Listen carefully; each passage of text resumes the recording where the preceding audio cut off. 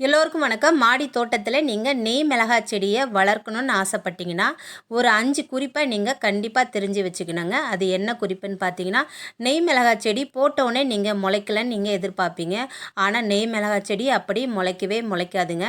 கரெக்டாக 18லேருந்து ஒரு 20 நாட்கள் ஆகும் அந்த நெய் மிளகாய் விதையிலேருந்து ஒரு செடி உருவாகிறதுக்கு கொஞ்சம் டைம் எடுக்குங்க.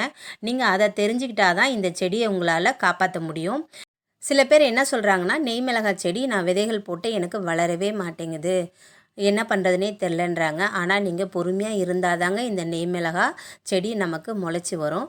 சரி, இப்போ முளைச்சி வந்துருச்சு. அப்புறம் என்ன பண்ணணும்? அந்த நெய் மிளகாய் செடி நல்லா வளர்ந்து ஒரு 30லேருந்து 35 நாள் ஆகணுங்க. அதுக்கப்புறமா அந்த செடியை பிடுங்கி ஒரு நிழலான இடத்துல நீங்கள் நடணும். அப்போ தான் இந்த நெய் மிளகாய் செடி நல்லா வளர்ந்து வரங்க. ஏன்னா இந்த செடி பார்த்திங்கன்னா நமக்கு சென்னையிலலாம் வளரக்கூடிய செடி கிடையாது. ஊட்டி, கொடைக்கானல் அந்த மாதிரி பகுதிகளெலாம் இந்த செடி நிறையா இருக்கும். அதுக்கேற்ற சூழலை நம்ம இந்த செடிக்கு கொடுக்கணுங்க. நான் இதை தெரியாமல் பார்த்தீங்கன்னா நிறைய தடவை இந்த செடியை வேறு பேகுக்கு நான் பிடுங்கி நட்டு பார்ப்பேன். எனக்கு இந்த செடி வளரவே வளராது. வேறு பேக்கில் பிடுங்கி வச்சாவது இந்த செடி வளரும்னு நினச்சி தான் நான் பிடுங்கி வச்சேன். ஆனால் அது தப்புங்க. இந்த செடியை ஒரு நிழலான இடத்துல வச்சாதான் இந்த செடி வளரும்னு எனக்கு அப்புறம்தான் புரிஞ்சுது. கடைசியாக இந்த செடியை பார்த்திங்கன்னா இந்த ட்ரம்மில் கொண்டு வந்து நான் நடவு பண்ணேன்.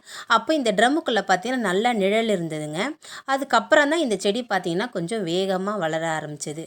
அதனால் இந்த குறிப்பு உங்களுக்கு எல்லாருக்குமே யூஸ்ஃபுல்லாக இருக்கும். நாற்றை பிடுங்கி வேறு இடத்துல வச்ச உடனே இந்த செடி வேகமாக வளர்ந்து உங்களுக்கு பூவும் காயும் வைக்கும்னு நினச்சிங்கன்னா கண்டிப்பாக கிடையாதுங்க. இந்த செடி பார்த்திங்கன்னா வளர்ச்சி கொஞ்சம் ஸ்லோவாக தான் இருக்கும். 7லேருந்து 8 மாத காலம் ஆகுங்க நமக்கு பூ எடுக்கிறதுக்கு. அந்த பூ எடுத்து முடித்து அதுக்கப்புறம் தான் நமக்கு பிஞ்சுகள் நின்று ஒரு 10லேருந்து 11 மாதம் ஆகுங்க. நம்ம இதிலேருந்து காய்களை அறுவடை பண்ணி எடுக்கணும். இந்த நெய் மிளகாயில் பார்த்திங்கன்னா காரம் அதிகமாக இருக்குங்க. அது நிறைய பேருக்கு தெரியாது. காரம் கம்மியாக இருக்கும்னு நினச்சி சமையலில் 2, 3 சேர்த்துருவாங்க. அப்படி சேர்க்கக்கூடாதுங்க. மேக்ஸிமம் 1 சேர்த்தாலே போதும். சமையலுக்கு காரம் நமக்கு அதிகமாக இருக்கும். இதில் நெய் வாசனை எப்படி வரும்னு நீங்கள் நினைக்கிறீங்களா? கண்டிப்பாக வருங்க. நம்ம ஒரே ஒரு மிளகாய் மட்டும் நம்ம சமையலுக்கு பயன்படுத்தினாலே போதும். இதில் நெய் வாசனை, அந்த நெய்யோட டேஸ்ட்டும் இருக்கும், வாசனையும் இருக்கும். நம்ம வைக்கிற சமையல் யார் சாப்பிட்டாலும் சாப்பிட்டுட்டு நெய் வாசனை நல்லா இருக்குன்னு தான் சொல்லுவாங்க. அந்த அளவுக்கு இதில் வாசனை இருக்குங்க. இந்த நெய் மிளகாய் செடிக்கு பார்த்திங்கன்னா பூச்சி தாக்குதல்லாம் ரொம்ப வராதுங்க. ஒரு 1.5 வருஷத்துக்கு வரைக்கும் இந்த செடி நம்மக்கிட்ட தாராளமாக இருக்கும். நம்ம நிழலான இடத்துல இதை பராமரித்தாலே போதும். அதுக்கப்புறம் பார்த்திங்கன்னா நிறைய பேர் இந்த நெய் மிளகாவை ஒரு சின்ன தொட்டியில் வச்சு வளர்க்குறாங்கங்க. அது கூடாது. நல்லா ஒரு 12க்கு 15 க்ரோ பேக்லையாவது நீங்கள் இது கண்டிப்பாக வைக்கணும். அப்போ தான் இந்த செடி பார்த்திங்கன்னா நல்லா புஷியாக வளருங்க. ஏன்னா இது நல்லா புஷ் டைப்பில் வளரக்கூடிய ஒரு செடி. நல்லா படர்ந்து விரிஞ்சு வளரும். அப்போ தான் நமக்கு காய்களும் நிறைய கொடுக்கும். அதனால் நீங்கள் 12க்கு 15 க்ரோ பேக்கு இல்லைன்னா இந்த மாதிரி ஒரு ட்ரம்மில் நீங்கள் வச்சுருங்க.